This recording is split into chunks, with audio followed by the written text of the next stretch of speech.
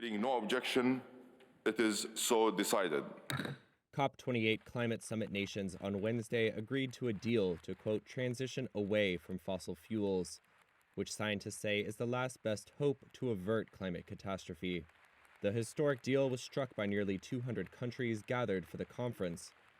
It marks the first time in 3 decades of COP climate summits that nations have agreed on a concerted move away from oil, gas, and coal, which account for about 80% of global energy.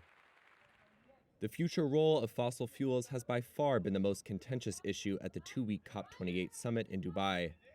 Negotiations had faced resistance from members of the OPEC oil producer group and its allies, especially Saudi Arabia, according to sources familiar with the discussions. And an earlier draft was criticized by scores of countries for failing to call for a, quote, phase-out of fossil fuels. The new draft came after overtime negotiations at the conference stretched late into the early hours of Wednesday morning. The deal calls for, quote, transitioning away from fossil fuels in energy systems in a just, orderly, and equitable manner, so as to achieve net zero by 2050 in keeping with the science.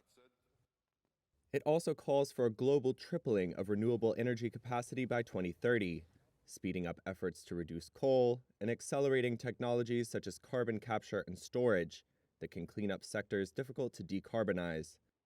Deals struck at UN climate summits must be passed by consensus, at which point individual countries are responsible for executing on the agreements.